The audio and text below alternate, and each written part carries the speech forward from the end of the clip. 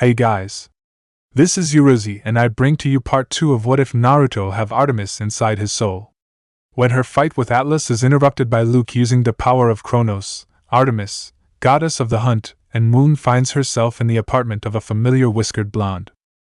Low on power, badly hurt, and possibly being hunted, the huntress decides to hide inside the most unlikeliest of places, Naruto's soul. Only one problem, she isn't alone in there. Hit like and subscribe if you like this one, and also please check the author in the description. This part will cover chapters 6 to 10. Let's start.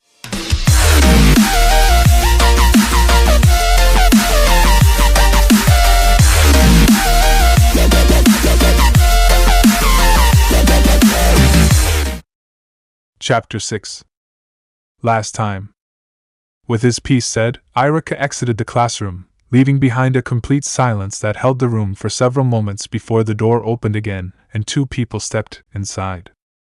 The first was a man with black hair and beard, tan skin, and a cigarette in his mouth, while the other was a woman who was also black-haired, with pale skin and striking red eyes. "Teammate with me," the woman said with a wave of her arm, only having to wait a few seconds before Hinata, Shino, and a visibly drooling Kiba stood in front of her before heading right back out the door again with her team in tow. The man on the other hand seemed content to just stand there and finish his cigarette. Once he was down to the butt, he spat it out and smothered it with his foot before smiling lightly. "I'm here for Team 10, please follow me." And now, inside a small barbecue restaurant, the 3 members of the newly formed Team 10 sat on one side of a table, while their just as newly assigned sensei sat down on the other and quickly ordered them all something to eat. He then proceeded to light up the personal grill built into the middle of the table and set it to the proper temperature. "Well then, while we're waiting for the food to arrive, let's get a little more acquainted, shall we?" The man, Asuma if Iruka was to be believed, said as he relaxed into his seat and lit up a cigarette. "Just share your name, skills, and maybe a few facts about yourself if you'd like." "I'll start. The name's Asuma Sarutobi. I'll be your teacher for the indeterminate time it takes you all to either get promoted, an apprenticeship, quit, or die." The way he said that last bit so bluntly, and casually making the 3 of them cringe slightly, he certainly wasn't sugarcoating anything. "I am a close combat specialist preferring knives, with a few wind and fire jutsu under my belt. I'm a pretty chill guy. Just don't mess with my smokes or else," Asuma said, twirling a customized trench knife lazily before pointing it at Naruto. "You next." While a little unnerved, the blonde redhead quickly shook it off and introduced himself.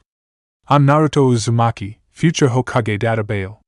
I prefer using knives as well, but also know a bit of archery thanks to Artemis," he said cheerfully, earning 2 confused looks from Ino and Choji. "Artemis?" The 2 unknowingly thought at the same time, while Ino struggled to restrain her inner gossip queen from popping out and force her fellow blonde into telling her what she wanted. Naruto had already told her about his bow training, having had to mention it when he was coerced into talking about his relationship with Hinata, but he had not mentioned who was teaching him, so she had assumed he was self-taught.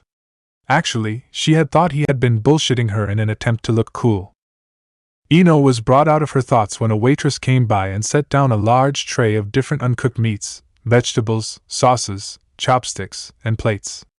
Recognizing the woman as the mother of one of her friends in the academy, the blonde was about to greet her, but stopped when she noticed the stink-eye the waitress was giving Naruto. This was odd for Ino since, being the gossiper that she was, as far as she knew Naruto hadn't done anything to the woman to deserve such hostility. Her curiosity piqued, she filed the thought away for later as she split a pair of chopsticks and started placing lots of the meats and veggies on the grill. "Better make sure to eat plenty or Mom will tan my rear again," she thought with a grimace. Mrs. Yamanaka had brought the hammer down on her daughter last month after the 5th time she tried extreme dieting. Ino couldn't sit properly for almost 3 days from the spanking she got, and for added measure, she was forced to read several books describing the many downsides of her kind of dieting in very vivid detail. While many were horrible in their own right, the worst one in her opinion was the very high possibility of becoming barren, and she certainly couldn't get Sasuke to fall for her if she couldn't even have children. She had even tried to warn Sakura about it, but sadly the Pinkette had simply accused her of trying to trick her. not only continued to diet, but had started doing even more extreme ones, and Ino was beginning to see exactly what her mother had been warning her about. Her best friend turned rival's skin had been slowly losing pigment, while becoming unnaturally tighter and withdrawn around her cheeks and joints. At the same time, Sakura had been increasingly lethargic as of late, with their usual arguments over Sasuke ending sooner and sooner due to her needing to sit down and rest. Before these dark thoughts could get any farther, though, Ino was once again forced back to reality, this time by someone loudly clearing their throat. Looking towards the source, she found herself under Asuma, Naruto, and Choji's expectant stares. Turned out while she was distracted, Choji had gone through his introduction and now they were waiting for her. Oh. Hi, I'm Ino Yamanaka. I know some of my clan's techniques, and a variety of poisonous and medicinal plants. And as you can see, the most beautiful kunoichi of the year, Ino said, adding a mock flirtatious wink at the end that Asuma rolled his eyes good-naturedly at. Well then, now that is out of the way, we can move on to the main deal, your final exam, which starts as soon as you're done eating. The moment these words left Asuma's mouth, three things happened at once. Choji actually stopped eating, Naruto choked on a piece of pork, and Ino dropped her chopsticks. What final exam? Naruto and Ino demanded at the same time, both standing up and getting in the man's face only to quickly be repulsed with an unnaturally fragrant puff of cigarette smoke. Mother of Zeus! What in Tartarus are those things made of? Artemis gagged as she smelt the pungent smell through Naruto. No idea, but I am never smoking, ever. Naruto replied, waving his hand desperately to hasten the noxious fume's dispersal. Meanwhile, a tiny smirk appeared on Asuma's lips as he watched the two blondes struggle with a watered-down version of his katan, Kitsune no Jigaku, fire release, smoker's hell. It's rather easy to explain, really. After a group of newly minted genins such as yourselves are put into a squad and assigned a team leader, said team leader will put said squad through a personal test. This is to see if you all are actually worthy of being shinobi and if the time and effort put into training you further would be a waste. If failed, you all will be immediately sent back to the academy for continued training or dropped from the program entirely. Blunt, direct, and straight to the point. I like that. The moon goddess commented with a nod of approval towards the explanation. She always hated when one danced around the subject at hand using half-truths and or overly complicated wording, making it nearly impossible to figure out what they truly said in the end. Especially when it involved dealing either her brother, Hermes, or Aphrodite, as they were experts in the art of wordplay. Your test is a relatively simple one and, as I've already said, starts as soon as you're done eating. All you have to do is find and capture me in training ground 10 before 5 o'clock. Poof! Before any of the kids could respond to his declaration, the bearded smoker was engulfed in a puff of more foul smoke that left them all, Artemis included, still hacking and coughing. Once it cleared up, Asuma was naturally nowhere to be seen, only a small stack of bills to pay for the meal. Glancing at the clock and seeing that it was already 2:15, the trio quickly scarfed down their food and hurried out of the restaurant. We need to hurry. The train grounds are on the other side of Konoha. Ino yelled as she ran down the street, missing the blank looks she was getting from Naruto and Choji. She's not seriously going by road, is she? Naruto asked Choji blankly, receiving a slow nod of confirmation in response. I'll get her, meet you there, the blonde redhead said, getting another nod before they separated, with Naruto dashing after Ino while Choji took to the rooftops. Before Ino even realized what happened, she found herself quite literally swept off her feet and soaring through the air as Naruto grabbed her and leapt up on top of the nearest building. Reacting instinctually, she squirmed wildly while assaulting the sparkle-eyed boy with a flurry of smacks and jabs. What the hell, Naruto baka? What are you doing? Put me down! She quickly got her wish as an annoyed-looking Naruto promptly dropped her on her ass, making her yelp from both surprise and pain. It'll be faster to go by rooftop, we can cut right across to the training grounds, he told her bluntly as she was recovering, then dashing off. Standing up slowly, Ino winced as she rubbed her lightly bruised posterior while glaring at the direction Naruto had gone. Hey! That is not how you treat a lady. Get back here, you baka, and apologize, she screamed as she started chasing after him. minus 15 minutes later. Naruto landed in Training Ground 10, a lightly forested area with several large creeks and stone outcroppings, and casually walked over to Choji, who was happily eating a bag of chips. Ino showed up a few seconds later, though her landing wasn't as thump huff wheeze graceful. Naruto, Choji, and Artemis sweat dropped at the sight of the exhausted girl slowly standing up while trying to catch her breath. She cannot be serious. Please tell me she isn't serious. The moon goddess asked dully. Her newly recruited ex-civilian hunters could normally manage that kind of exercise with only moderate trouble, and this girl looked like she was going to hurl. Don't be too harsh, Nei-chan, Naruto thought as he fished out a storage scroll out of his kunai pouch and unrolled. With a quick application of chakra and a poof of smoke, his quiver, bow, and knife sheaths appeared in his hands. She probably just had too much to eat or something. Your unending optimism never ceases to amaze me, Artemis said in the same bland tone while Naruto hooked everything up. Seriously, was there anything that could keep this boy down for long? I aim to please, Naruto thought with a smile, notching an arrow while turning to Choji and a recovered Ino.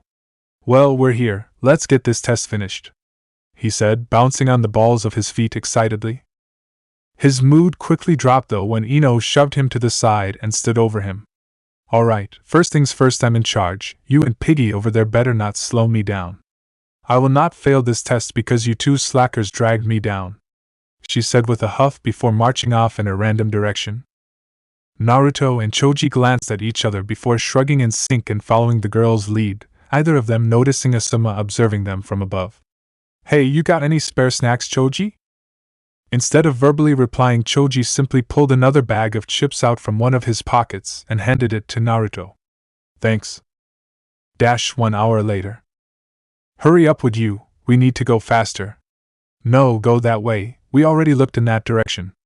Stop jostling so much. And keep your hands where I can see them or else I'll. Can I shoot her? Please? Naruto asked with a twitching eyebrow as he tried to tune out Ino's complaining as she rode on his shoulders. They had been looking all over the training ground with absolutely no luck, and the gossip queen had eventually started complaining about her feet hurting. Choji carried her for a bit only for her to complain about crumbs getting on her, so now Naruto was stuck doing it. So here they were, tree-hopping all over the place as Ino constantly bitched. I could make it look like an accident. No, it's not worth the trouble, Artemis said through gritted teeth while rubbing her forehead in a vain attempt to prevent the headache she could feel forming. Could you give me a hand then? You are the one who knows how to track after all, Naruto pointed out. Ugh, could we get somewhere shadier? I'm sweating like CRAEK. Ino shrieked out when her ride suddenly dropped to the ground and bucked her off. What the hell, Naruto? What are you? Silence. Ino and Choji froze as they heard Artemis's voice come out from Naruto's mouth as they saw his eye colors suddenly switch.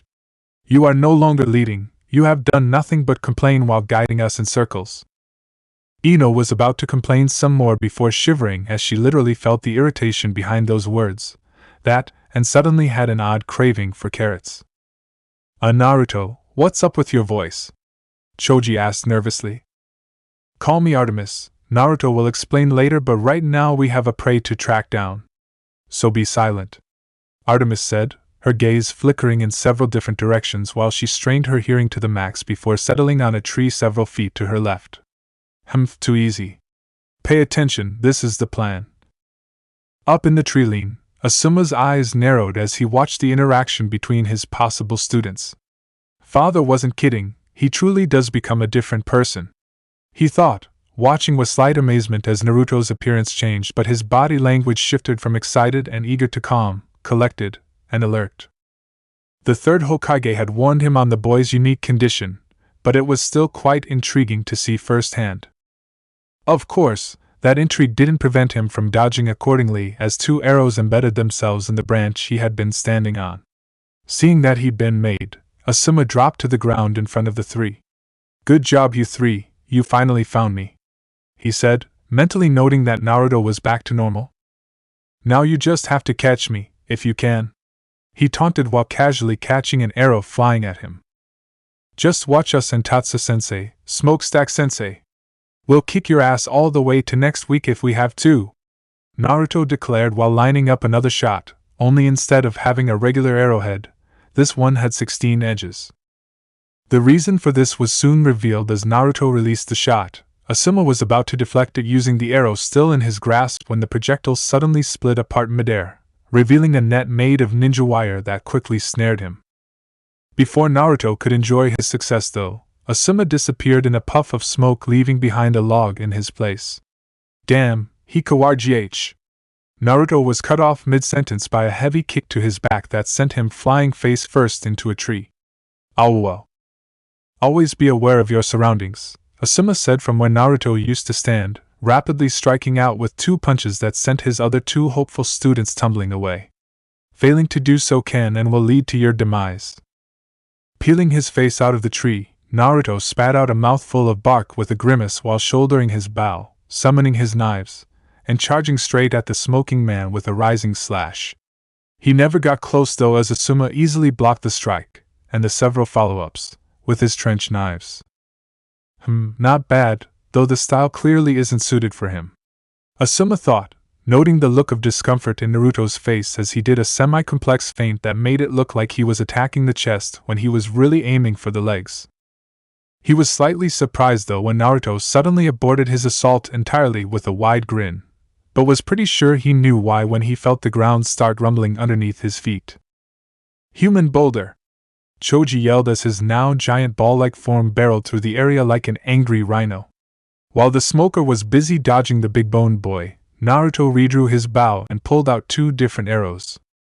The first was similar to his net arrow, only with 20 slightly curved edges instead of 16 straight, while the second had a ridged metal shaft and a black round arrowhead.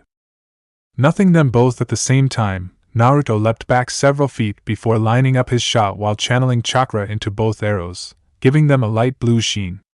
Wait for the signal, wait for it. There! Naruto thought as he spotted Ino peeking out from behind a tree, using a kunai to reflect the light in a specific pattern.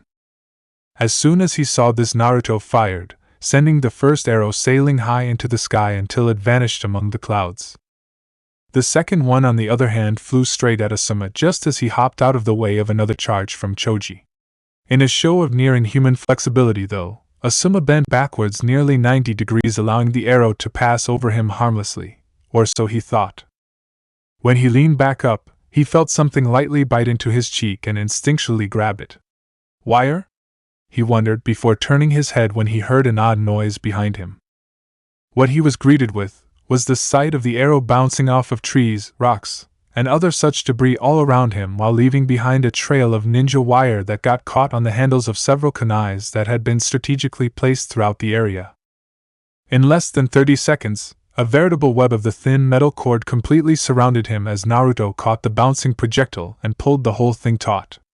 Seconds later, the arrow he shot into the sky came back into view, having split into 20 separate shots connected by another net as they spun rapidly.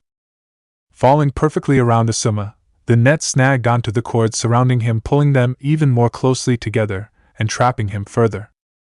Kyujutsu, Tsuki no Saiza Keiji, Bao Art, Lunar Constellation Cage, Naruto said with a grin while mentally thanking Artemis for helping him come up with this trick. Now Ino! Choji yelled, having shrunk back down to regular size. Shintenshin no Jutsu! The blonde girl cried, forming a square with her hands and pointing it towards Asuma, then suddenly going limp and collapsing. At the same time, Asuma suddenly became entirely still for several moments before a mischievous grin crossed his lips. I got him! 5 minutes later. Asuma didn't make a sound as he felt Ino release her possession on him, not even bothering trying to move as he felt the ninja wire binding him from the neck down while Naruto, Ino, and Choji stood over him with identical triumphant smiles. Looks like you 3 got me, guess that means you passed the test, he said with a grin, making the 3 cheer happily before jumping back in surprise as the man's bindings suddenly fell loose and he stood up without issue. Congratulations Team 10, meet me here tomorrow at 8 o'clock for training. Chapter 7. Asuma didn't make a sound as he felt Ino release her possession on him, not even bothering trying to move as he felt the ninja wire binding him from the neck down while Naruto, Ino, and Choji stood over him with identical triumphant smiles. Looks like you three got me. Guess that means you passed the test," he said with a grin, making the three cheer happily before jumping back in surprise as the man's bindings suddenly fell loose and he stood up without issue. "Congratulations, Team 10. Meet me here tomorrow at 8 o'clock for training." And now, Naruto expected a lot of things when he finally became a fully fledged ninja. He expected long adventure-filled missions filled with fighting, saving lives, and having awesome adventures.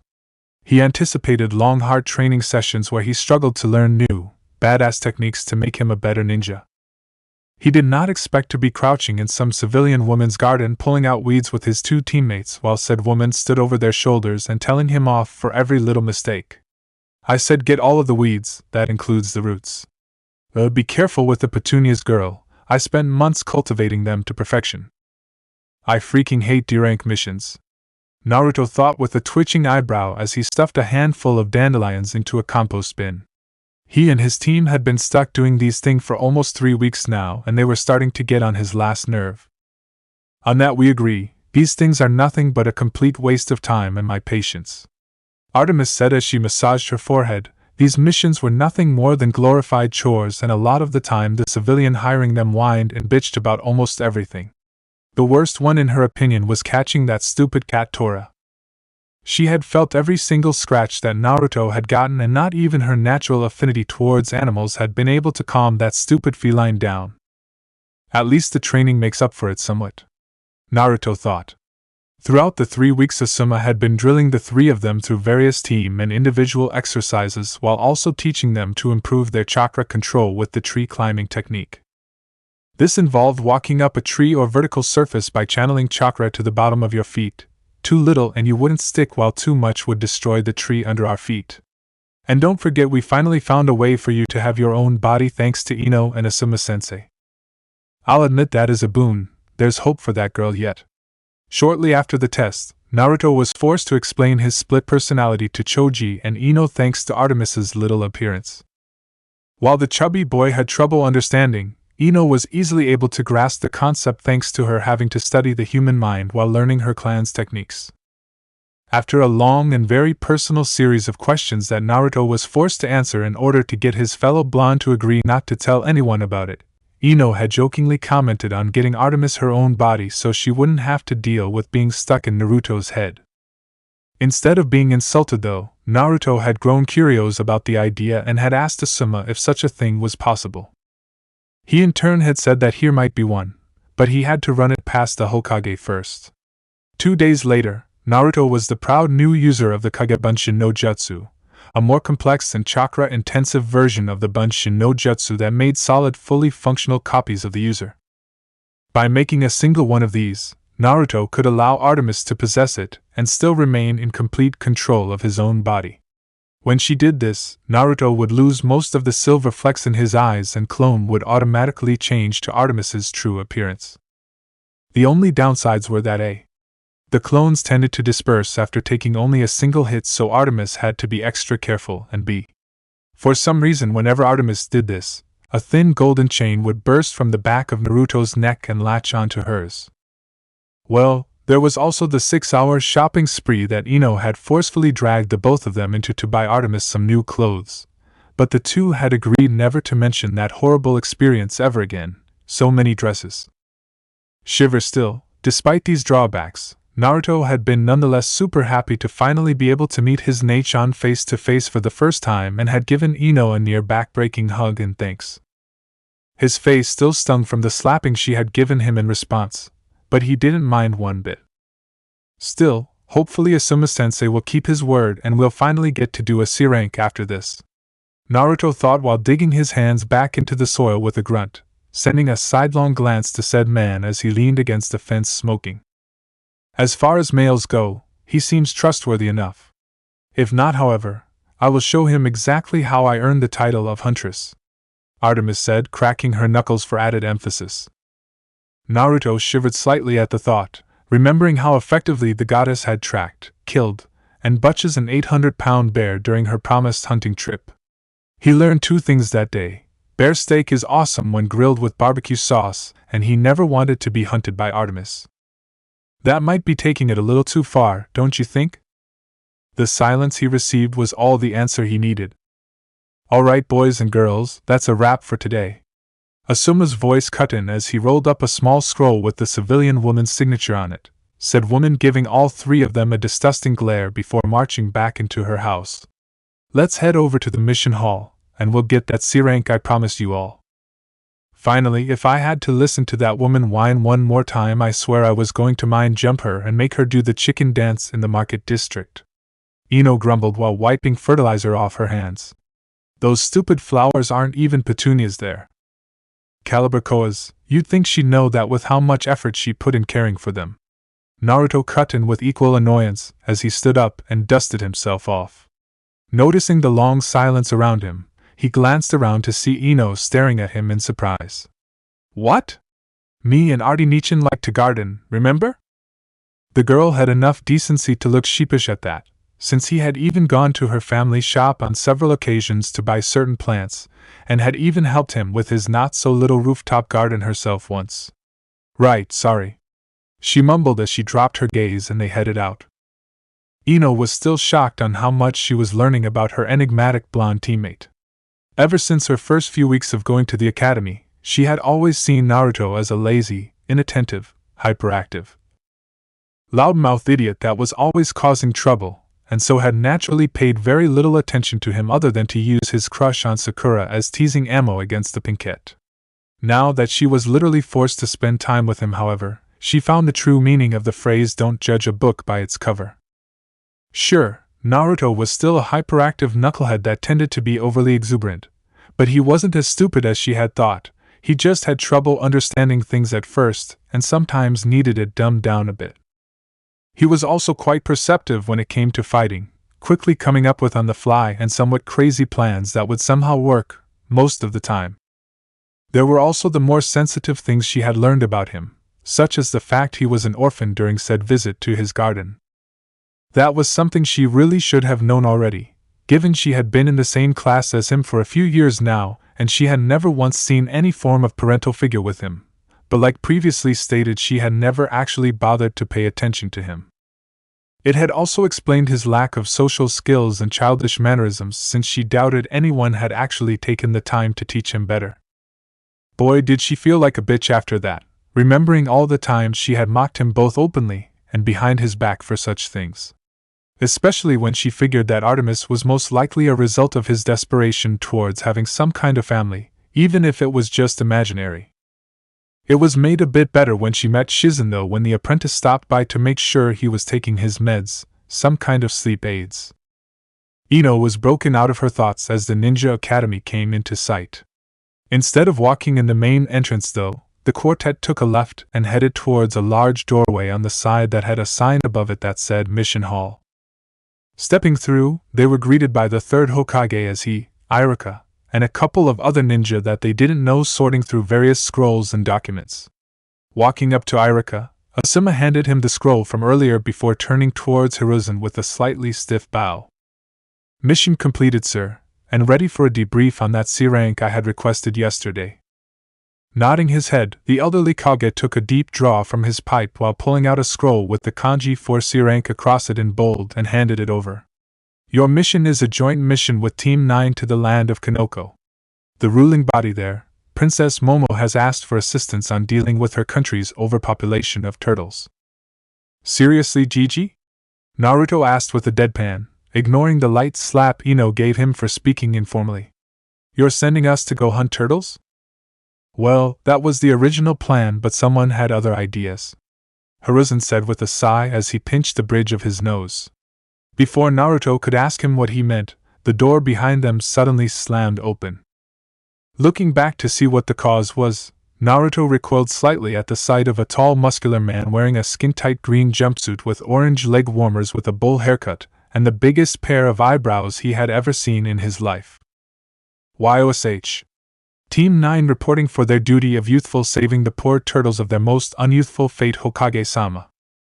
The man yelled exuberantly while marching into the room, followed by an equally excited mini version of himself, an exasperated girl with her hair done up in two buns, and a stoic Hyuga boy whose twitching eyebrow was the only sign of his annoyance.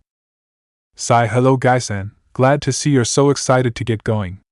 There has been a slight change of plans, however, Hiruzen said, getting the now-named guy to calm down slightly. Asuma and Team 10 will joining you on your mission as a way to get themselves acquainted to missions outside the village. I assume you don't mind, correct? Of course not, Hokage-sama. This just means I have the opportunity to help fan the flames of youth in these young genin alongside my own, Guy yelled, while his mini-me cheered and the bun girl sighed in defeat. Good to hear. Off you go then, you have 2 hours to get ready before needing to depart, the Hokage said with a dismissive wave of his hand, getting the 8 to leave. Once the door closed behind them, the elderly leader turned to Irika with a raised eyebrow. Not going to complain about them not being ready like you did with Team 7? No sir, he said while continuing to sort through scrolls. Because unlike Team 7, you're at least sending this team off with a more experienced team as support. I guess that is fair enough. With Teams 9 and 10. Alright you three, since this will be your first mission out of the village, each of you will have a member of Guy's team to help you get ready, Asuma said before grunting as Guy patted him roughly on the back. An excellent idea, my youthful comrade, Guy yelled boisterously with a laugh. Lee, you go with the young lady.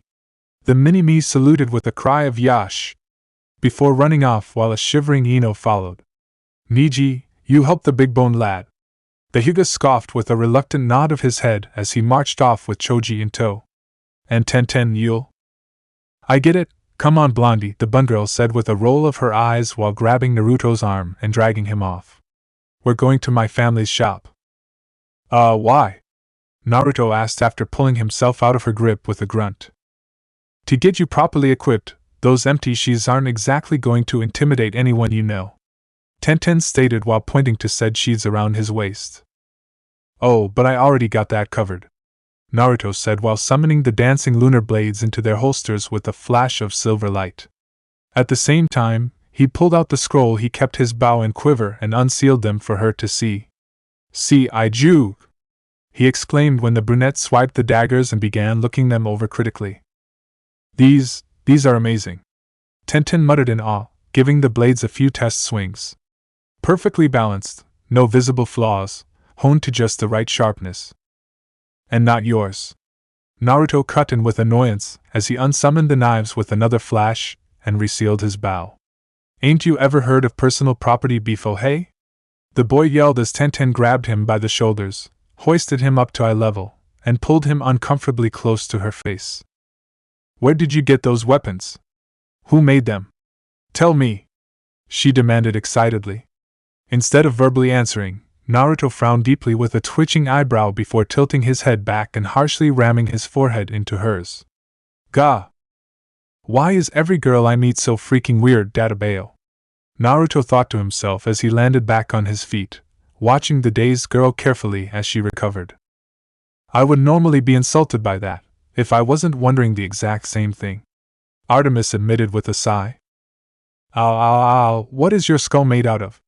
Tenten asked slightly groggily while rubbing the rapidly growing red spot on her forehead.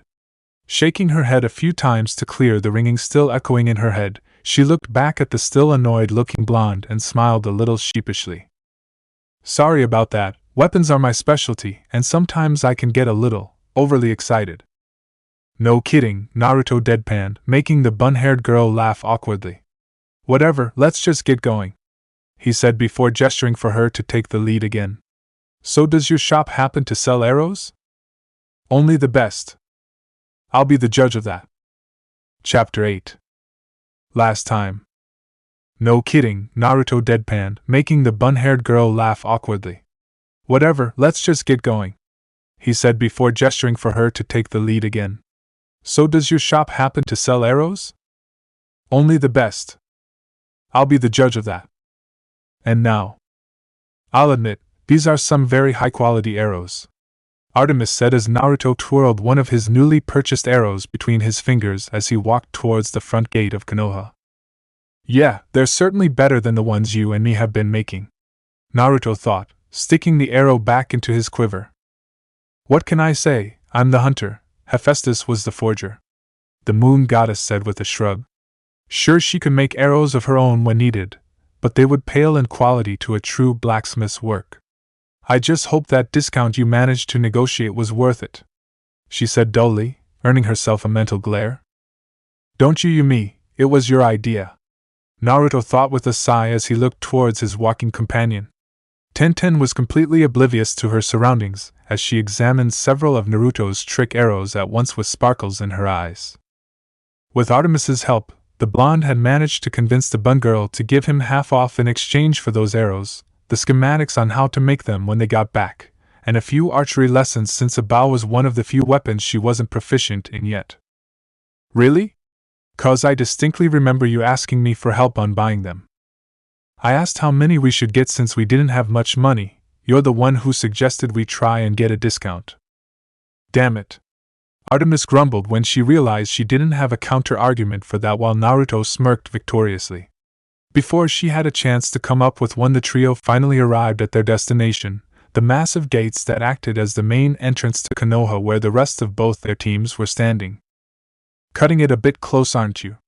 We leave in 1 minute, Asuma said, being the first to spot the pair approaching. Sorry, Antatsu-sensei, we got a little sidetracked, Naruto said blandly while glancing at Tenten, who had broken out of her little fangirl moment at last and quickly hid the arrows behind her with an innocent grin. I see, Asuma said after a brief pause as he followed Naruto's gaze before shaking the odd side off. Besides, he'd seen Otter. And did you make sure to grab your meds? Duh, sensei, Naruto said with a roll of his eyes as he fished out a small orange bottle from his pocket for the man to see, either of them seeing Niji's narrowed eyes as he saw this out of the corner of his eye. Good, guy, we're ready to go, Asuma called to his fellow Jonin. Yosh! That's great. Now we can show the people of Konoko our flames of youth, the spandex-wearing man yelled as he and Lee charged through the front gates. Crackle literally. Kami, damn it, guy. Asuma groaned as he, Niji, Tenten, and the two guards standing by the gate palmed their faces at the gaping hole the excited duo had left behind before the two teams swiftly following after the excited duo. Be ready for a rough few days, you three. Guy loves to make things into impromptu training sessions. Asuma-san, let us test how well your team is doing stamina-wise. We'll cut down the journey from 4 days to 2 with the power of youth. Just like that. Asuma finished with a deadpan as a strong feeling of dread filled the three genin. Meanwhile, one of the two guards raised his hand up to his ear with a sigh. This is Izumo, we have a code green, again. 2 days later. So tired, my legs are killing me. Naruto groaned, sweat pouring off of him as he trudged up a hill. Just like Guy had said, he had the two teams sprint the entire way while only stopping a handful of times to rest. It was only made worse as Naruto and Artemis's combined competitive nature made them keep pushing regardless. I know, isn't it, so youthful? Lee asked from beside the blonde, looking a bit better for wear but still pretty tired. Behind them Niji, Tenten, and Choji were badly winded themselves, but not nearly as badly since they had paced themselves better. Finally, Ino had straight up passed out about an hour ago and was being carried by a still deadpanning Asuma, while a sheepish Guy rubbed the back of his head. I may have gone a little overboard with this youthful exercise, this spandex-wearing man admitted with a chuckle as everyone but Lee gave him a glare that screamed no shit. But on the bright side, we're here already, he said while gesturing to the town that came into view as the group reached the top of the hill. Welcome to Omocha, capital of the land of Konoko and home of the best mushroom industry in all of the elemental nations. Said town was moderately sized, consisting of hundreds of houses with either red or green roofs with a small castle made of white marble with bright red roofing situated in the middle. The land outside the town was littered with dozens of farms that were filled with hundreds of varieties of mushrooms and a large forest. Guy, you and your team take Ino and get some hotel rooms booked for the night. The rest of us will go and speak with Princess Momo to inform her that we have arrived, the smoker said while handing the passed-out girl over to the exuberant man. You got it, Asuma-san, then we can get on with our most youthful mission of saving those innocent turtles, Guy said with a wide grin, restraining himself from yelling so not to disturb Ino as she slept. With their plan decided, the two teams marched into Omocha at a sedate pace. While they walked, the farmers working in the field stopped to stare at the new arrivals, each of them wearing protective straw hats that were painted red with white spots. "Okay, this is getting ridiculous," Artemis said suddenly, making Naruto jump slightly in surprise.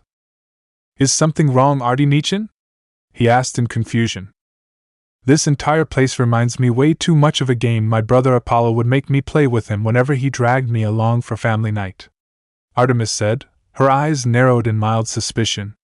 The mushroom theme, the red-spotted hats, the castle, the turtle problem, even the princess's name for Zeus's sake.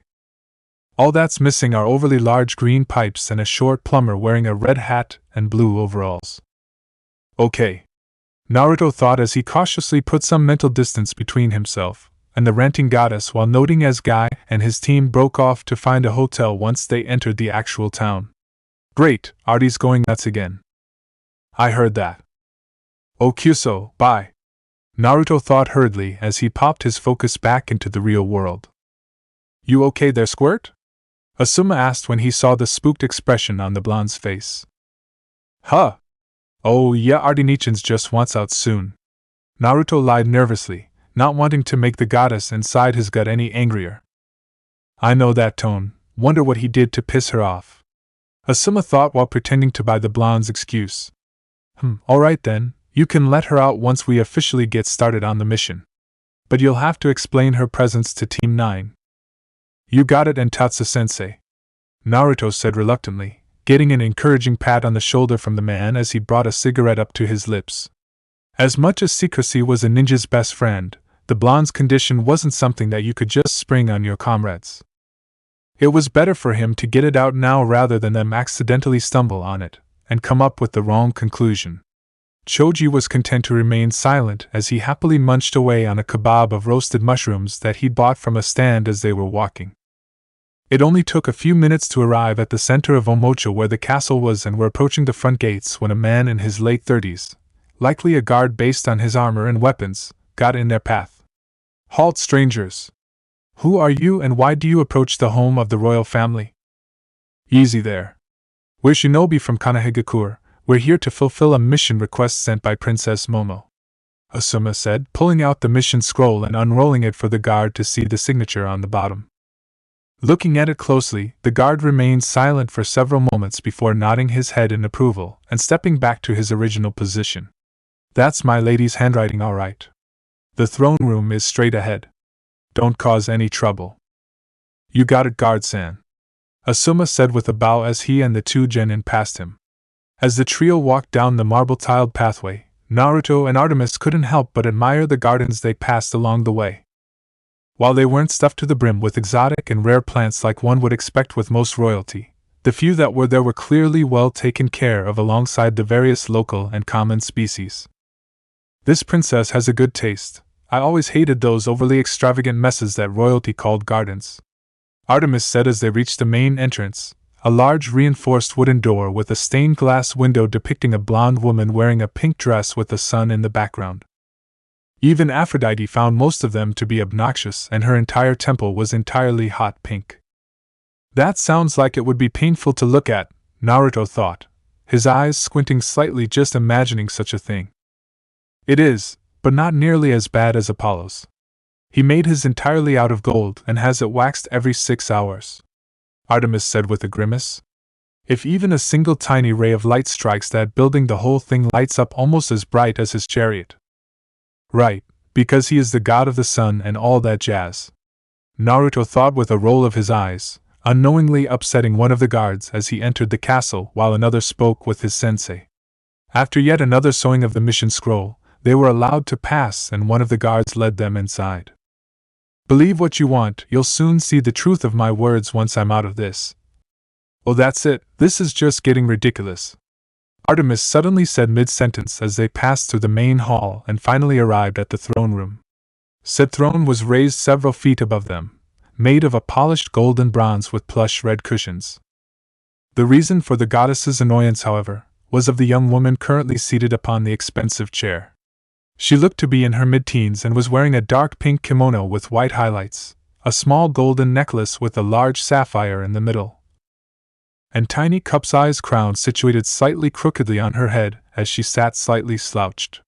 Her hair reached down to her back in long messy locks of gold that gave Naruto's a run for its money, while her eyes were a soft baby blue that held a look of boredom until they locked onto the newcomers. Glancing up at the engraved headbands on their foreheads, a smile crossed her lips and she quickly sat up. "Oh my, you wouldn't happen to be the ninjas I asked for already?" she asked, her voice soft with a slight musical quality to it. "That we are, Princess Momo. I am Asuma, and these are two of my students, Naruto and Choji," Asuma said as he bowed, with Choji following his example while Naruto simply waved tiredly with a big smile, getting the princess to blink in surprise before giggling slightly as Choji pulled her fellow blonde into a bow. "Though most of our group is currently in town finding us a place to stay for the night." "Ah yes, wouldn't want you all sleeping out in the cold after all," Momo said with a nod. "Though I must admit that I am surprised at your presence. My courier said not to expect you for another day at least. I see that the tales of Konoha's high service quality isn't exaggerated as much as I thought." "We do aim to please, Your Highness," Asuma said with a shrug, getting the princess to giggle again. "If it isn't too much of a bother though, would you mind giving us a more detailed explanation of the assignment you've hired us for? The mission request just said you needed help dealing with an overpopulation of turtles." "Of course," Momo said with a nod of her head. "In this country, the turtle is revered for its strong yet peaceful nature.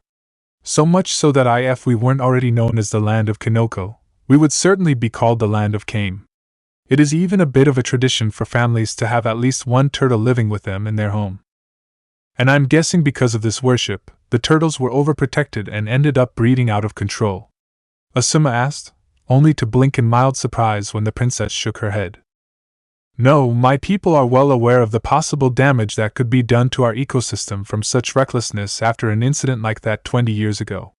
Besides, turtle meat is our second best export," she said with a shrug before returning to proper posture. "Then how did you end up with your current problem?" At this question, Momo sighed deeply while rubbing her forehead. "That would be thanks to one of my more zealous advisors, Kimak," she said in an annoyed tone. "That old goat was obsessed with continuing with the old ways, always ranting on how the gods would have their revenge and such. He only calmed down slightly when I granted him a patch of land on the outskirts of Omocha to act as his own turtle sanctuary a year ago. But," Asuma added as the young woman sighed again, "but he went too far. Somehow that fool managed to both collect and breed several thousand turtles on the property in a short time." As she spoke, Momo signaled to a servant across the room who promptly brought a small envelope that he handed to Asuma. Checking its contents, the smoking man let out a low whistle at the series of pictures inside showing literal rivers of turtles waddling across barren ground. "We only found out a week ago, when Kimak passed away from a heart attack and the critters spread out in search of food. My people have been trying to deal with the problem, but there are just too many of them, and it's the middle of harvest season. Limiting your manpower even more and thus leading you to hire us." Asuma finished for the princess, getting her to nod. "Well then, worry no more, Your Highness. Me and my companions will be sure to make short work of this little issue. Though we will apparently have to wait until tomorrow to start," Asuma said with a chuckle as he looked down at Naruto's snoozing form, the whiskered boy's exhaustion having finally caught up to him. "It would appear so," Momo said, a hand rising up to her lips as she giggled at the sight. The next day. 711, 712, 713, 714. "Man, there really is no end to these guys, is there?" Naruto asked rhetorically as he picked up a small brownish-green turtle with red stripes around its eyes, petting its head while he placed it in the barrel that was strapped to his hip.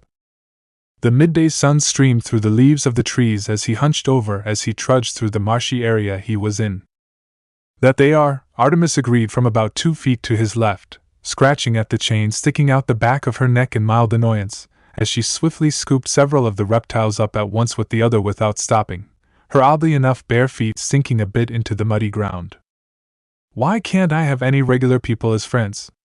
Tenten wondered as she placed a trio of filled buckets on the back of a tortoise that was half as tall as she was before both vanished in a puff of smoke. After a good night's rest, Guy and Asuma had come up a simple but effective plan to finish the mission. They divvied everyone up into 3 groups, Choji and Ino with Lee, Niji with Guy and Asuma, and Naruto with Tenten. Then, Guy gave both the other groups temporary summon scrolls for his tortoise contract to use to transport the turtles away from their unyouthful doom. When the bun girl questioned why only she was being teamed up with the whiskered blonde, Naruto had reluctantly revealed Artemis's existence with some encouragement from said goddess and his sensei. Naturally, some members of Team 9 Niji refused to believe him at first. At least they did until Naruto created a shadow clone and Artemis possessed it. After recovering from their shock, and staring at the duo for an uncomfortably long time with an active Byakugan, the group reacted accordingly.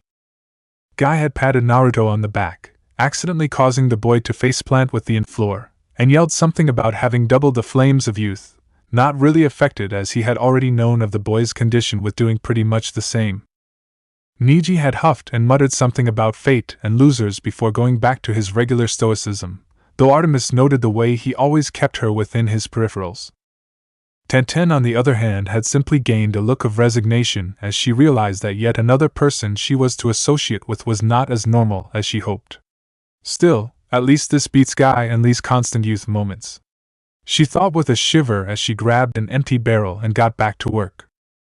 I can see why these guys are such popular pets, Naruto said, smiling as he carefully picked up a baby turtle barely bigger than his thumb was wide. They are kinda cute. Not all of them, Artemis grunted out while holding up an old turtle that was hissing and snapping viciously at her. Better toss that one, he might attack the others, Tenten said, getting a nod from the auburn girl who was moving to do just that when an ominous cracking noise made her and the others freeze. What was they? Naruto's question changed to a scream as the ground under his and Artemis suddenly collapsed, revealing a wide cavernous chamber underneath them. Naruto! Artemis! Tenten cried out in shock as she saw the two sudden vanish into the earth, swiftly followed by heavy crash, a pair of pained cries, and a puff of smoke signaling Artemis's dispelling. Rushing to the edge of the newly formed hole, the bun-haired girl couldn't help but wince at the sight of Naruto's half-buried form. "Ow wow. Hey Tenchan, I think I found something," Naruto groaned in pain, but still lucid enough thankfully to take notice of the fact that that cavern wasn't naturally made. Not unless computers, cages, and light fixtures grew underground. "Hold on Naruto." Ilgo signaled the others real Kaike. Tenten shrieked as she unfortunately got to close and the ground also crumbled under her before she could react. Crash owl. Sorry. And ended up landing right on Naruto. Chapter 9. Ow wow. Hey Tenchan, I think I found something, Naruto groaned in pain, but still lucid enough thankfully to take notice of the fact that that cavern wasn't naturally made. Not unless computers, cages, and light fixtures grew underground. Hold on Naruto. Ilgo signaled the others real Kaike. Tenten shrieked as she unfortunately got too close and the ground also crumbled under her before she could react. Crash owl. Sorry. And ended up landing right on Naruto. And now. Why can't I ever have anything I'm doing go like planned? Is that too much to ask for just one time? Naruto wondered as he lay half-buried in rock and a certain bun-haired girl currently using his gut as a landing pad. Are you alright Naruto? Tenten asked as she quickly climbed off her orange-garbed companion and began moving the rubble that he was partially buried in. Ugh, been better, Naruto said with a grimace, a small trickle of blood running down the side of his face from a cut on his forehead, while one of his hands weakly held his stomach where the bun-haired girl landed. What about you Artene? Annoyed but fine, the goddess of the hunt said huffed out, not happy about being sent back into her confinement prematurely. Now where in Tartarus are we? That's a good question, Naruto mumbled with a grunt as Tenten pulled him to his feet, and he managed to get a good look at his surroundings. I don't remember annoying creepy underground rooms in the mission description. That's the life of a ninja for you. You should always expect the unexpected, Tenten said, getting Naruto to nod in agreement before they both turned their gazes to the ceiling at least 2 stories above them, or more specifically the hole they had fallen through. The ground is too unstable to go back that way, attempting so would most likely result in a cave-in. We'll have to find another way out, Artemis said through Naruto. Her words were punctuated by an ominous crumbling sounds followed by some small stones and dust falling from above. All right, I'll send a message to Kyuso. Tenten swore as she reached for the summoning scroll she'd been carrying, only to come up with a useless piece of ripped-up parchment. Looks like we're on our own. Let's look around then. There should be another way out of here, cause I'm pretty sure that wasn't the front door, Naruto said while he dusted himself off, getting Tenten to laugh a little before they started to explore. Unfortunately for them, they never noticed the same grumpy turtle Artemis had been holding earlier wiggling helplessly upside down as a fluorescent green liquid from a broken test tube poured all over it. As they looked around the place, all three of them kept their guards up in case there was any additional nasty surprises waiting for them. However, it didn't take long for their caution to be subsided by an overwhelming amount of intrigue and curiosity at what they were finding. Several computers were set up all over the place, either displaying large amounts of technical gibberish that none of them could make heads or tails of, or hooked up to large glass containment units that held several different types of reptiles such as lizards, snakes, and of course turtles. At least, some of them held those. The majority contained horribly deformed and disturbingly humanoid-looking and sized creatures or giant eggs as large as a child that were either half-hatched or dissected open to show the monstrosity within. By Kami, who would do something like this? Tenten wondered, shivering as they passed by a particularly disgusting container. Its content looked like a horribly injured man who had two tiny hands bursting out of his stomach, a mouth that took up over half the face filled with dozens of jaded teeth, and two large limbs sticking out of its back that ended in large bone scythes. I have no idea, and I pretty sure don't want to, Naruto said with a green face as he saw another man whose entire chest cavity, lower jaw, and stomach were missing and had a disfigured snake head for an arm. I'm just glad these things are dead. Each canister had a life support monitor and number ID on the side of it, with every single one flatlined. By Zeus, this place makes Hades' domain look like a spring paradise, Artemis muttered in, utterly horrified at the sick and demented twisting of life. I'm guessing this was Kimak's doing. The princess said he'd been absolutely insistent on having the sanctuary set up and that no one but he go on it. And this just happens to be within the property limit. Tenten finished, getting what the goddess was getting at. He probably used the turtle fanaticism as a ruse to keep this place under wraps. But still, why would he do all of this? Spotting something in the corner of his eye, Naruto turned his head towards the source before pointing. Maybe those will tell us.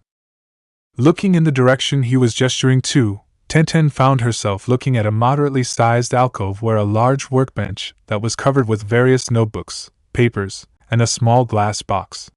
That's convenient, too convenient, she said with narrowed eyes while reaching into her weapon pouch and pulling out a trio of kunai.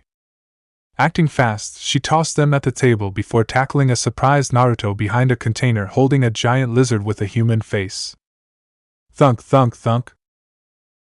Guess it wasn't a trap after all, Tenten said as she lifted head up and looked through the glass to see that nothing had happened at all.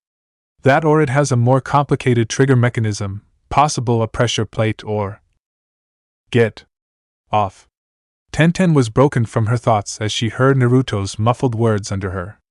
Remembering that she was still on top of him, she glanced down to apologize while getting up, and rapidly developed a bright blush on her face. In her rush to avoid the trap she had expected to be triggered, the bun-haired had forgotten the fact that her companion was easily a head shorter than her, so when she tackled him to the ground the whiskered blonde ended up with an unexpected face full of developing teenage breasts. Must resist dirty thoughts. Must resist dirty thoughts. Naruto repeated in his head desperately with a twitching eyebrow as Tenten quickly climbed off of him, only for his brain to keep replaying the moment, and a small trickle of blood to run down one of his nostrils. Damn it! If it wasn't for the fact I was in here, I would think you were somehow setting these accidents up somehow, Artemis said with a facepalm. Ahem, sorry about that. Let's just go look at what's on the table, Tenten said awkwardly, quickly changing the subject as she stood up hurried over to the said place. Yeah, sounds good, Naruto said, wiping his nose clean as he got back up and followed after her. Keep a cautious eye out for any possible traps, the duo approached the table where Tenten pulled her kunai free and put them away before they slowly started going through the various different documents and sheets. And boy were the contents unpleasant. Specimen 11, Formula A03. Subject was stable during incubation, but shortly after hatching experienced rapid cellular death and molecular instability that resulted in accelerated aging and organ failure. Further study revealed the cause to be a compatibility failure between the crevice snake and lake gecko DNA. Kabuto-san was most displeased with this but refrained from punishing me this time for my failure. Specimen 67, Formula D52. Subject perished during third week of incubation. Autopsy revealed that the embryotic sac had mutated into a cellular structure similar to the human digestive tract that resulted in the subject being dissolved by the extreme acidity. The cause was revealed to be due to human tissue sample being contaminated with bacterial growth. Need to request new samples during Kabuto-san's next review period. Specimen 294, Formula G10. Subject prematurely hatched during 8th week of incubation due to the unexpected mutation of massive clawed forelimbs. Despite this, the partially developed fetus survived an impressive 2 hours and 35 minutes before perishing. Unable to identify the cause of mutation at this time. Despite this, Kabuto-san was highly pleased with the results during his monthly review. Specimen 300, Formula J117. Subject successfully went through full incubation and survived an astonishing 3 weeks before finally perishing due to sudden respiratory failure. My theory of integrating avian DNA has paid off. Autopsy on the subject revealed the cause of death to simply be the common flu virus, as the subject hadn't developed a proper immune system yet. In light of this success, Kabuto-san has requested a fully developed live subject to be transported to the labs in the land of rice paddies. Unknown at this time on how to accomplish this task without breaking cover. With each report they read, the looks of disgust and revulsion on both Naruto and Tenten's faces grew. Whoever wrote these made sure to put down every single detail they could, including how many successful minutes they survived and how violent or gruesome the deaths of the subject was. Putting them aside, Naruto grabbed the glass box with curiosity. It looked just like the rest of the containment chambers, only smaller and more portable version, lacking the aforementioned life monitor, and the number 301 etched hastily on the side. While he was focused on this, Tenten had switched to the journals. Ugh, Artemis was right, Kimak was the one who used this place. He was trying to develop a formula that would give someone the perfect blend of reptilian abilities, she said as she flipped through several pages before pausing on one in particular. Worse yet, he had the support of a hidden village. Though it must be pretty new, cause I've never heard of Otogekure or this Kabuto before. When her statement was met with silence, the weapon addict glanced up to see Naruto holding the container up to the light as he looked closely at the perfectly white fist-sized egg that it contained. What is that? Don't know, but whatever it is, it's still alive, Artemis said with narrowed eyes as she and Naruto saw a faint outline of the creature wiggling within its shell prison. And ready to hatch. Okay, I've seen enough horror movies to know how this goes. Do not let that thing out of sight while I seal these up, there is no way we're leaving this. Tenten said with dead seriousness as she pulled out some blank scrolls and ink. Neither Naruto or Artemis argued with her as they kept their eyes firmly on the unusual egg. It only took the brunette a minute or so to seal away the clutter of paperwork and to stuff the finished scrolls into her equipment pouch. In that time, though, the cavern around them shook again, though much more violently than before. Let's get the hell out of here, this place is ready to fall apart, she said, getting a nod from the blonde as he was about to put the box back down only for Tenten to stop him. Keep it, I'd rather not risk whatever it is possibly getting out when this place crumbles. Seeing her point, Naruto tucked the container under his left arm carefully before they both sprinted off. This is what you get for building a base like this under a marshland without any kind of support structure. I can just imagine Athena ranting about the stupidity of it now, Artemis said with a nostalgic sigh as the place shook once more, before shaking her head suddenly with a look of confusion. What in Tartarus? Why do I suddenly feel sad all of a sudden? So lost in her thoughts, she didn't even notice as her host and his partner finally found a way out in the form of a stone staircase built into one of the walls. This in turn led to a large stone wall that held a complex-looking seal that Tenten identified as a user-specific chakra lock while slapping several explosive tags over it, then dragging Naruto behind cover as the papers ignited. Artemis only snapped her from her thoughts when the resulting blast caused her to fall over in her prison with a splash. What the hell was that? She demanded as she got up, ignoring the muffled snickering of the fox behind her as she shook water off of herself. Tenten blasting the exit open, duh. Naruto thought back with a raised eyebrow. How could you have missed that? The seal tightened up a bit, and I was cut off briefly. The moon goddess lied, making Naruto nod in acceptance. The fox tried something? Naruto asked, his mental voice shaking slightly as he spoke of the beast he held. The truth had been revealed to him shortly after Tsunade had diagnosed Artemis, as the third had figured there was a very likely chance that the trapped Olympian would end up telling him about it anyway. The revelation had been pretty hard on the enigmatic blonde, and Naruto had spent several days in an unresponsive state of denial. It had taken Shizen, Iruka, and Hiruzen combined efforts to both get him to accept his condition and believe that he wasn't the fox itself turned human, or other such malarkey. Anyway, back to the present, Artemis simply a short yes, before falling silent again as she contemplated her compulsive reaction, though this time making sure to stay aware of her surroundings.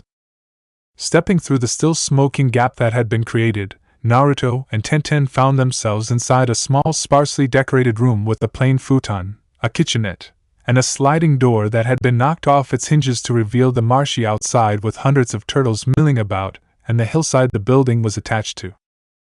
Must be the widow's home, Naruto thought as he took a brief glance around, spotting several turtle-based trinkets and such lying around in random places as they walked outside.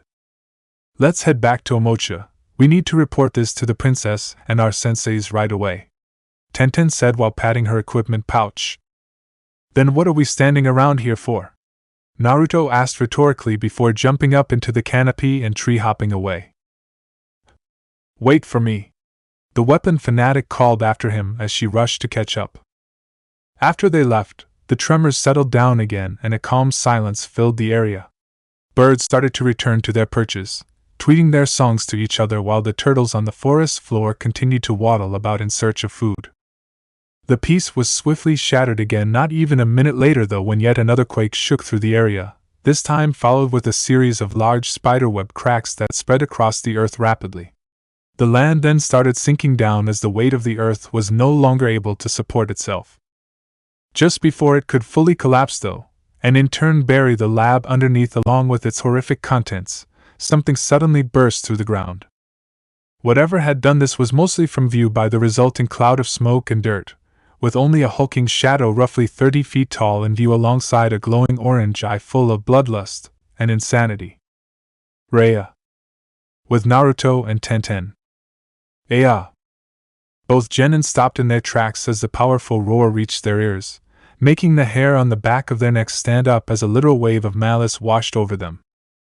Turning around, they were only just able to catch sight of the massive dust cloud that had formed behind them before they were forced to jump out of the way of a massive torrent of fire that completely obliterated everything in its path. Unfortunately, Naruto hadn't managed to react in time to escape unscathed, and his right arm was ever so briefly engulfed by the passing inferno, roasting off the sleeve of his jacket in seconds and scorching the skin underneath. Crying out in agony, the pain caused him to lose focus on his surroundings, and he ended up harshly smashing into the branch he'd been aiming for. The force of the impact snapped the branch with ease, sending him tumbling through the underlying canopy until he hit the muddy ground below with a splat. Then, as if to add insult to injury, just as he slowly lifted his head up to see something massive and reptilian crashing through the incinerated landscape and towards the village, the case he'd been carrying landing on his head with a cracking sound before landing in the mud next to him completely unharmed with its contents intact. Chapter 10. Last time. Unfortunately, Naruto hadn't managed to react in time to escape unscathed, and his right arm was ever so briefly engulfed by the passing inferno, roasting off the sleeve of his jacket in seconds and scorching the skin underneath. Crying out in agony, the pain caused him to lose focus on his surroundings, and he ended up harshly smashing into the branch he'd been aiming for. The force of the impact snapped the branch with ease, sending him tumbling through the underlying canopy until he hit the muddy ground below with a splat. Then, as if to add insult to injury, just as he slowly lifted his head up to see something massive and reptilian crashing through the incinerated landscape and towards the village, the case he'd been carrying landing on his head with a cracking sound before landing in the mud next to him completely unharmed with its contents intact. And now, 5 minutes later.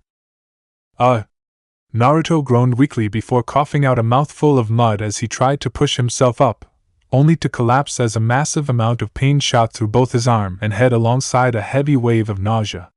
What happened?" he asked with a heavy slur. "You almost got roasted alive and then knocked out," Artemis said in a calm tone, though with no small amount of concern. "I'm channeling as much energy as I can into your injuries to bolster your regeneration, but it's going to take a while. Healing was never specialty." "Thanks, Arthine.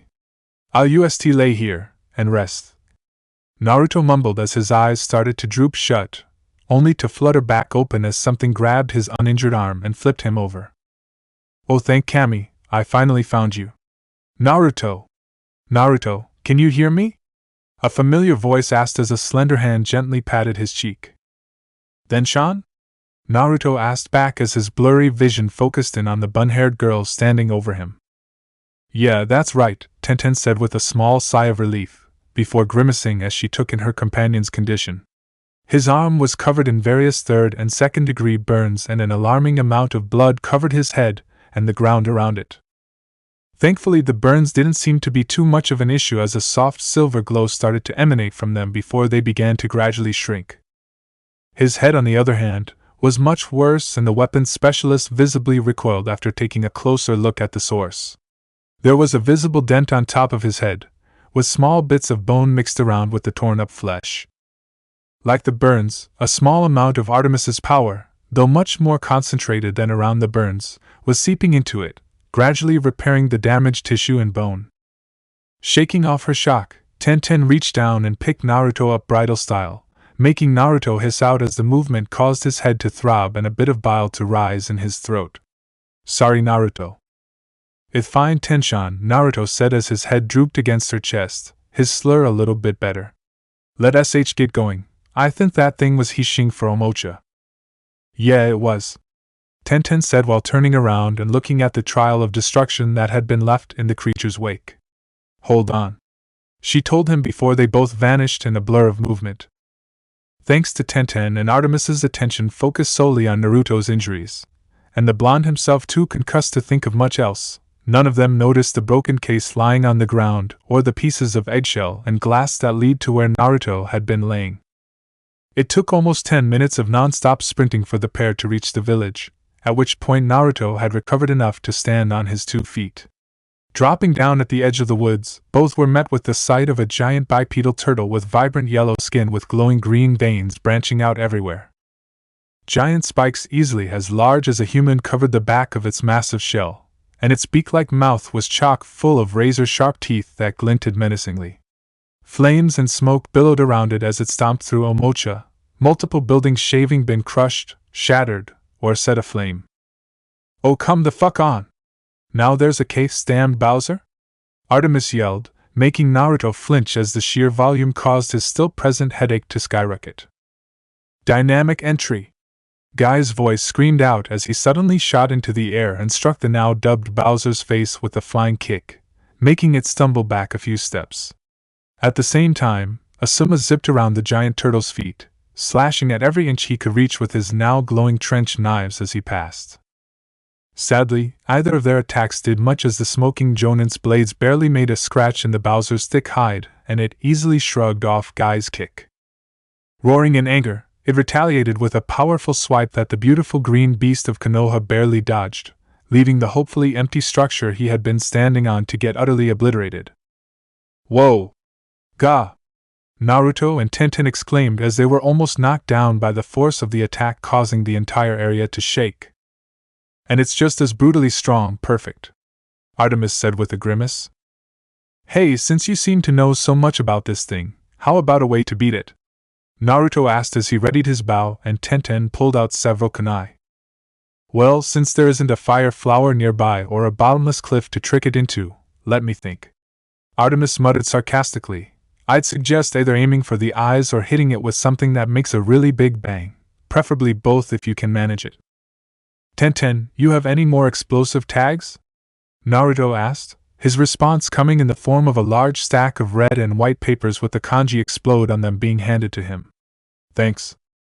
Taking a couple of the deceptively dangerous papers, he drew a plain arrow and wrapped the tags around it while Tenten did the same to her knives. You do know that these will probably only piss that thing off, right?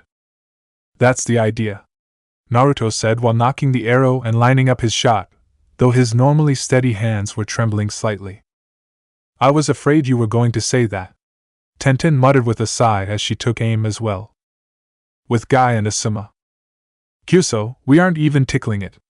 Asuma swore as he skidded to a stop beside Guy, his breath coming in short ragged gasps and a bit of blood dripping from his side where a claw had grazed him earlier. This most unyouthful beast is powerful, that is for sure.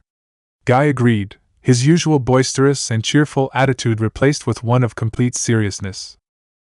His body was covered in bruises and scratches while his normally tan skin was a deep red with veins bulging visibly and a greenish aura surrounded his body, a sign that he was using his signature technique, the 8 celestial gates. But we must not let that stop us. We need to at least hold it off long enough for our youthful students to get the civilians clear. Their original plan when the monster had shown up was for the two to keep it distracted while their students got the civilians to safety so that the Jonin could really let loose. This proved easier said than done, however, as the giant turtle was soon to reveal that it had not only an extremely high durability, but also an immense amount of strength to back it up, and a startling amount of speed for a creature of its bulk. I'm open to suggestions, Asuma said, getting ready to move again when his ears picked up a soft but familiar whistling sound. Wait, isn't that? Before he could complete his thought, an arrow and several kunai flew into sight.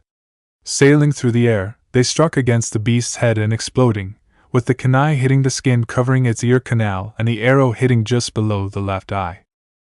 Rah! Roaring angrily, Bowser and the two Jonin whipped their heads towards the direction the projectiles came from to see Naruto and Tenten, who were quickly booking it. Oh, thank Kami, they're all right. The men thought with relief, having been worried sick about the missing trio including Artemis, ever since they didn't return to town on the agreed-upon time. That worry had only increased tenfold after the monstrosity they were fighting arrived from the same zone they had been assigned to. Their relief was only short-lived, however, as Bowser roared again before turning around fully and charging. Okay, we pissed it off. Now what? Tenten asked nervously as the beast started bearing down on them. We keep it distracted until we find a way to beat it, Tajukage Bunshin no Jutsu. Hundreds of clones puffed into existence around the pair, each one giving a loud battle cry before they charged towards Bowser. Naruto moved to join them, only for his body to suddenly seize up, making him start to collapse until Tenten caught him. What do you think you're doing? Artemis demanded as she used all of what little control she had to briefly stop Naruto from moving. Helping stop the giant turtle from destroying everything. Naruto thought with confusion as he tried to wrest back control of his body, which was much harder than it normally was as his headache made it difficult to concentrate. By blindly charging at it in your state. You can barely walk straight right now. By Zeus, it's a miracle you are walking at all. Not to mention your aim is almost completely shot. Artemis said, sweat dripping down her forehead as many chains burst from the ground and restrained her, severing her control. I'm fine, Ardine, Naruto told her as he stood back up. Trust me, I won't do anything too stupid. That statement does not fill me with any confidence. Naruto didn't respond as he tuned back into the real world, and saw that already almost all of his clones had been destroyed already. Shrugging off the concerned look that Tenten was giving him, Naruto made more clones, but instead charging like their predecessors had the copies of the whiskered blonde readied their bows and fired as many arrows as possible at Bowser. Most did nothing more than bounce or shatter harmlessly upon impact, but a few managed to dig into the softer patches of skin around the neck and joints while spools upon spools of ninja wire unraveled all over it. While nowhere near strong enough to stop Bowser, they did manage to trip it up some, thus slowing it down long enough for Naruto and Tenten to get the hell out of Dodge. Sprinting around it as it struggled with the metal cables, they made it about halfway around before being cut off by Asuma. Naruto, Tenten, glad to see you two are okay-ish, the smoker said, trailing off a little when he got a closer look at their battered forms, mostly Naruto's still healing arm and blood/mud-stained head. You too and Tatsu-sensei, Naruto said with a quick joking salute. Where's everyone else? Uolith! Guy screamed as he hit Bowser with a devastating uppercut that sent the off-balance turtle tumbling over with a heavy thud, inadvertently crushing the remaining clones underneath it. They're still in the village evacuating the civvies. You two go help them while me and Guy deal with this thing, Asuma said. But Entatsu-sensei, we can help with the Bowser, Naruto argued, earning himself a pair of weird looks from the man and Tenten for the name. Ardine called it that. Look Naruto, now isn't the time for this. I am your leader and ordering you to help with the evac. Am I clear? Asuma said sternly with a glare that made Naruto recoil before drooping his head in acceptance. Yes, sensei, he mumbled before sprinting off towards Omocha with Tenten. Waiting until they were out of hearing range, Asuma sighed slightly with a frown. He didn't like acting harsh like that, but it was necessary as he didn't want any of his students to get hurt by trying to take on something that was clearly out of their league. Gah! Crash. Speaking of which, Asuma hopped out of the way as his fellow Jonin crashed into the spot he had been standing when Bowser managed to get a lucky hit on him. You alright, Guy? Yash, for such an unyouthful creature, it certainly packs a most youthful punch. I'll take that as a yes. With Naruto and Tenten arriving at the destroyed part of the village, Naruto once again spammed out several clones which began scouring the whole place for anyone. I'll meet up with the others and keep looking with your clones. You check the castle and make sure Princess Momo is alright, Tenten said, getting a nod from the whiskered blonde before they split up. Smart girl, Artemis thought, easily seeing Tenten's underlying reasoning. The castle was the farthest place from the fight, and the naturally most fortified, meaning it would be the safest place to be at the moment. She was getting Naruto somewhere safe under the guise of helping the princess. Definitely need to recruit her once I'm out of these chains. Sorry Naruto, Tenten thought, feeling bad for tricking the boy, but even with how fast he was healing she was certain he was in no state to fight properly. Especially after that weird seizure he had a minute ago. Unaware of either of the two girls' thoughts, Naruto continued to make a beeline towards the castle by rooftop. It took him almost 5 minutes to get there, mostly because he ended up stumbling a few times due to the pain in his head and arm flaring. Leaping over the gates with ease, he zipped around the panicking guards and through the front door. He then ran down the main hall until he reached the throne room where a scared and concerned-looking Momo sat on her throne surrounded by guards. Momoheim! What are you doing? You should be getting out of here. Trust me, Naruto-san, I would like nothing more than to leave. Momo's voice shook slightly with nervousness, and her hands gripped her throne's armrests so tightly her knuckles were white. Unfortunately, my military advisor has other ideas, she said while giving the man standing next to her, an elderly fellow with graying brown hair, a handlebar mustache, a military tux, and a cane with a brown spotted mushroom handle, a dirty look. With all due respect, Your Highness, the castle is the safest possible place you can be, the man said with utmost certainty in his voice. It has withstood hundreds of invasions in the past, and it will withstand 100 more. What are you doing? He demanded when Naruto suddenly walked right up to Momo and scooped her up into a bridal carry. Getting Momoheim to safety before it's too late. Naruto trailed off as the ground started shaking and a shadow started rising over the room. Slowly looking towards the giant stained glass window, Naruto's eyes widened in shock before he tightened his grip on the princess and leapt straight over the guards towards the exit. Play Bowser theme, whichever version you prefer. He wasn't a moment too soon, as not even a second later Bowser's arm burst through the roof and tore out an entire section. Huge chunks of stone fell, killing or injuring many of the guards, with Momo turning completely pale as a particularly large piece squashed both her throne and military advisor. What the fuck? I thought Asuma-sensei and super bushy brows were dealing with that thing. Naruto yelled mentally as he hopped around several more times to avoid more falling debris. They're trying to look. Artemis said while mentally nudging Naruto's eyes to the side where he could see Guy and Asuma attacking with everything they had, only to be blatantly ignored as Bowser kept attacking the castle. I don't get it, why is it so focused on the castle? Naruto asked, stumbling back a bit as a chandelier crashed down in front of him. I don't know, I've only seen animals or monsters act like this when. Artemis paused as Bowser sniffed the air and swiveled its head to look right at them. When they were chasing down their prey. Naruto. Move. Now. Kyuso. Naruto swore as he barely managed to leap out of the way as a torrent of fire ripped through the space he had just been occupying. By Kami Daimao Kuppa. I thought he was just a myth. Momo muttered in shock, making Naruto glance at her briefly before focusing back on Bowser, as he dodged a wild swing that took out another section of the castle. Ardine, what the hell is going on? You're being hunted, that's what. I got that. I meant why? Naruto thought while moving to an undamaged section of the castle for cover. It's a predator you pissed off a lot, why wouldn't it be hunting you? Also, incoming on your rear. As soon as he heard this, Naruto leapt to the top of a nearby staircase and spun around, only for his jaw to drop at what he saw. Oh come on! It can spit fucking lava! Sure enough, down below Bowser's head could be seen sticking through the wall with red-hot molten rocks spraying out of its mouth. Said head snapped to his position right after he spoke, forcing Naruto to jump out of the way as a stream of lava narrowly missed him and his screaming passenger. That's it, no more of this crap.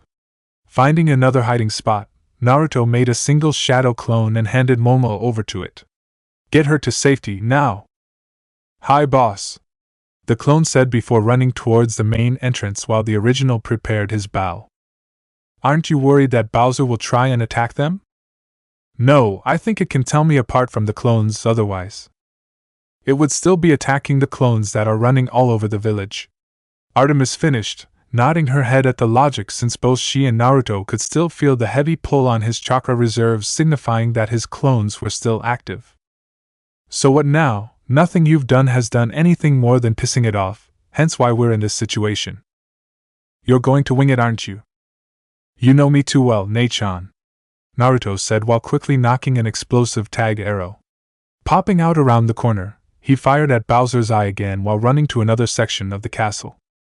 Sadly, while the shot was on target, the massive turtle's head moved at the last second and the projectile exploded harmlessly against its beaked maw as it continued to spew lava at him. Undeterred, Naruto continued to run, jump, hop, flip, and just about every other acrobatic maneuver you can think of that helped him avoid getting roasted, sliced, smashed, or melted. All the while, he continued to try and fail at hitting Bowser's eyes. Meanwhile, outside the castle, Guy and Asuma were forced to back off as all the excess lava started flowing outwards, rapidly covering the grounds and preventing them from getting close. On the plus side, Naruto's clone had managed to get the princess to safety, as he had managed to get a glimpse of it handing her to his sensei before dispelling. Naruto, this isn't working. Yeah, I noticed, Naruto grumbled while rolling behind a chunk of stone just as a massive column of fire filled the area. That's why I'm going to try something really stupid. Of course you are. Do you have a better idea? Naruto asked, his voice just a touch snarky but also a bit desperate. When he was met with silence though, he just sighed heavily while knocking his last arrow. I didn't think so. Waiting for the flames to die down, Naruto took several deep breaths to steady his heartbeat before standing up and walking out from cover. When Bowser spotted him, he stopped and raised his bow. Naruto, please tell me you aren't trying to play chicken with a several-ton lava-spitting turtle. Naruto didn't respond as he kept his focus firmly on Bowser as it opened its mouth wide to reveal the lava bubbling up in its throat, before giving off a gurgling roar as it spat out the molten rock in a condensed stream. Despite this, the whiskered blonde didn't move an inch, watching as the lava streaked towards him at high speed. Naruto, Artemis said nervously as the lava got closer and Naruto still didn't move. Naruto! Finally, when the scorching was mere feet away from him, Naruto reacted. Jumping to the side at the last second, he bit down the urge to yelp as the lava missed him by a mere inch, the heat alone causing his exposed skin to start blistering. Ignoring this as best he could, he quickly realigned his shot and fired. For a brief moment, time seemed to slow down as the arrow started to fly through the air, sailing towards its objective. Briefly blinded by the glare of its own attack, Bowser never saw the projectile coming until it was too late. Squelch boom. Greya ah! A scream of rage and pain burst from Bowser's throat as it clutched the gaping hole that used to be its eye, its red. Stop music. Naruto smirked at this for a moment before pausing as he heard a crackling sound. Confused, he looked down towards the source and froze when he saw his bow. While most of the weapon looked fine, the bottom of the lower limb was blacked and shattered, having been scorched from the lava as it passed and snapping from the stress of firing. Gently grasping the small segment still dangling from the string, he felt his heart ache as the charred wood crumbled apart between his fingers. Staring at the ashen remains in his hand, tears quickly to build up in his eyes and threatened to fall. Naruto. I'm sorry. I'm so sorry, Artemis murmured softly, not knowing what else to say. Don't be, Naruto said as his hand closed into a fist. The remains of his bow groaned as his grip on them tightened. It wasn't your fault. Play, animal I've become by 3 days' grace. It's his, he said while glared at Bowser as he howled in agony. And he is going to pay for it. Within the seal, Artemis was trying to think of a way to console her host when she blinked as she felt a sudden invigorating and draining sensation. Looking at herself, she was shocked to see her whole body glowing a bright silver as a lot more of her power than normal was being drawn away. Looking behind herself, she saw that her bindings were also glowing, only this time a dark red signifying the power of the Kyuubi as it was being forced into her.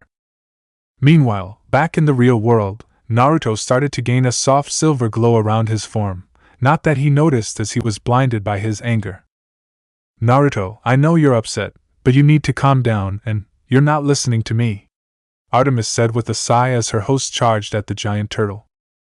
Moving at speeds much faster than he normally does, it only took the whiskered teen a few seconds to reach the beast's legs. He then used his chakra to stick to Bowser's leg, quickly scaling his way up the thrashing turtle's side and up to its head. Too focused on the searing pain of having its eye socket blown apart, Bowser didn't even notice its unwanted passenger until they were literally staring eye to eye. If you think that hurt, then you're going to hate this. With rage-filled silver eyes, Naruto raised up his broken bow like a spear and promptly stabbed it as deep as he could into the until recently uninjured eye. Gra! Bowser stumbled back several steps howling in pure agony while blindly swiping at its face, managing to scratch both itself and Naruto's back several times before it tripped over a large chunk of the castle it had torn off. As it fell, Naruto summoned the dancing lunar blades and proceeded to hack, slash, and stab everything in reach all the way down. Aog-**squelch** Garagul. Coincidentally, the place Bowser fell was directly over a church which had a large metal sun statue on top that pierced right through the back of the monster's head and erupted out of its mouth and forehead in a shower of greenish-red blood. And music. Bowser's once mighty roars were reduced to a pathetic gurgling as it thrashed around in a desperate attempt to get back up, to no avail. As each second passed, its struggling got weaker and weaker until eventually it fell still entirely.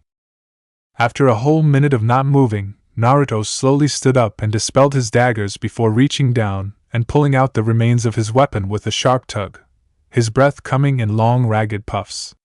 Limping over to the edge of the beast's head, he sloppily hopped down and ended up fall flat on his scratched-up back. Ow. Congratulations, you just took down a giant mutated monster turtle basically single-handedly. How do you feel? Artemis asked sarcastically, though with a strong hint of concern mixed in. Peachy, Naruto said tiredly as he stayed sprawled out across the ground. Good, then you can deal with the thing that just slithered onto your chest. Say what now? Naruto mumbled as he lifted his head up. And promptly had his jaw fall straight back down as he saw, am I hallucinating or is there a chibi snake lady on my chest? That's it for part 2. Thank you for watching and see you in the next video.